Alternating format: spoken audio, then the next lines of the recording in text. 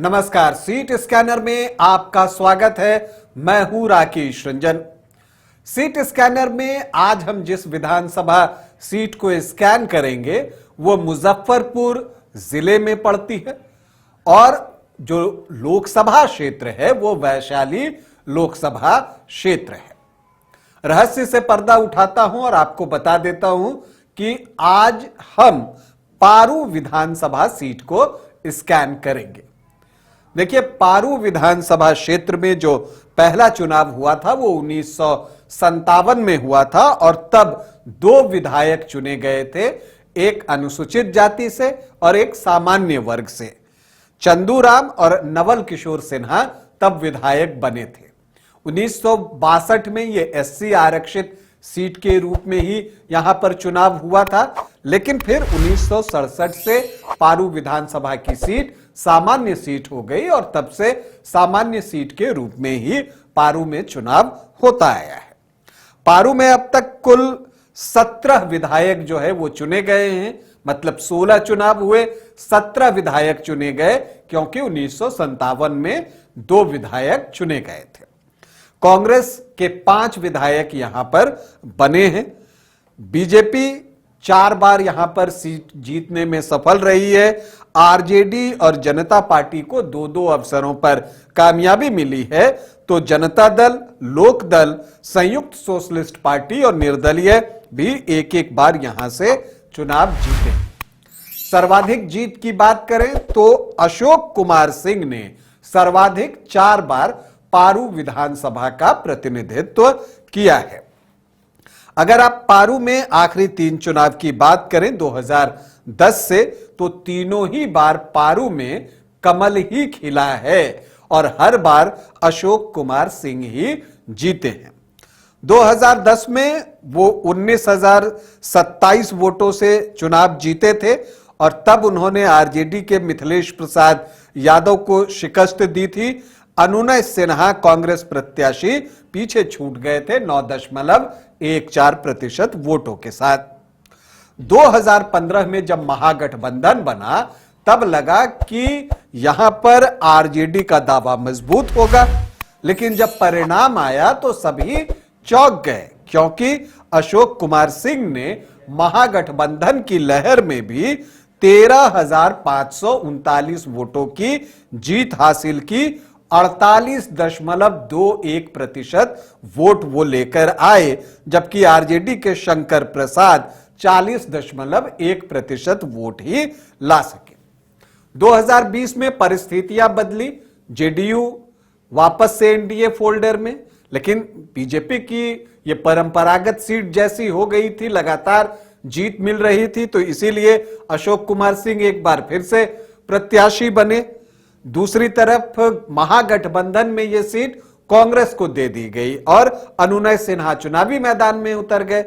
इससे नाराज शंकर प्रसाद जो हैं वो बागी बन गए और वो चुनावी मैदान में उतर गए। चूंकि आरजेडी ने उन्हें टिकट तो दिया नहीं था, चूंकि कांग्रेस यहां से चुनाव लड़ रही थी, लेकिन कांग्रेस के चुनाव लड़ने के बावजूद लोगों ने शंकर प्रसाद को ज्यादा वोट किए। इनफैक्ट आप कह सकते हैं कि महागठबंधन के वोट शंकर प्रसाद को ही मिले, तभी तो उन्हें 33.2% वोट आए और अनुनय सिन्हा को 7.3% वोट आए। लेकिन अशोक कुमार सिंह लगभग 41% वोट लाकर 14,698 वोटों से चुनाव जीतने में सफल रहे। अब सवाल उठता है कि 2025 में क्या होगा? तो 2025 में कई दावेदार हैं यहां पर। देखिए, बीजेपी से अशोक सिंह का दावा सबसे मजबूत है। वो वैसे भी लोगों के बीच रहते हैं, तो इसका एडवांटेज जो है उनको मिलता है।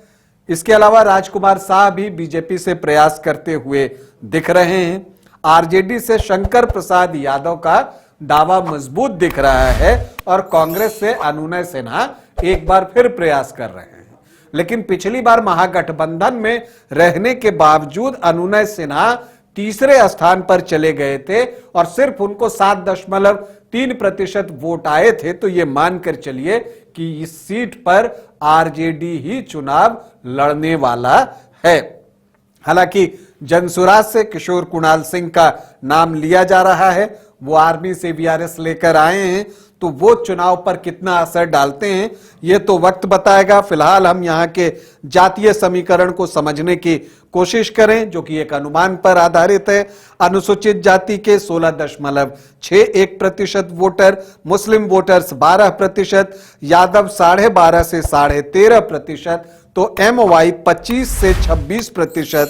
इसके अलावा आप देखिए राजपूत 5%, भूमिहार 9 से 10% और ब्राह्मण 3.5 से 4%, तो सामान्य जाति के 17.5 से 19.5% वोटर हैं।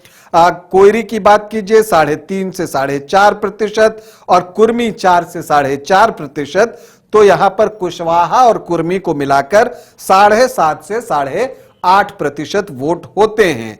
अब वैश्य वोटर्स की संख्या अच्छी है 11 से 12%, तो जो जातियां एनडीए को परंपरागत रूप से वोट करती रही हैं, अगर उनका आप एक योग देखें तो 36 से 38% के आसपास पहुंचता है, जबकि MY जो है 25 से 26% है। सहनी वोटर्स यहां 8 से 9% हैं और उनके ऊपर जो है दोनों गठबंधन की निगाहें बनी हुई रहेंगी। अदर ओबीसी ईबीसी भी 10 से 12% हैं। तो जो यहां का जातीय समीकरण है वो चुनाव को रोचक बना रहा है। तो ऐसे में क्या अशोक कुमार सिंह लगातार 5वीं जीत दर्ज करेंगे या फिर इस बार महागठबंधन बाजी पलट देगा? क्या पारू में लालटेन जलेगा और बीजेपी के खिलाफ आरजेडी और कांग्रेस में कौन चुनाव लड़ेगा? ये बहुतेरे सवाल हैं जो अभी अनुत्तरित हैं, लेकिन समय के साथ सब कुछ साफ होगा और जो भी साफ होगा वो हम आपको जरूर बताएंगे। फिलहाल आपसे अनुमति चाहेंगे, इजाजत दें, नमस्कार।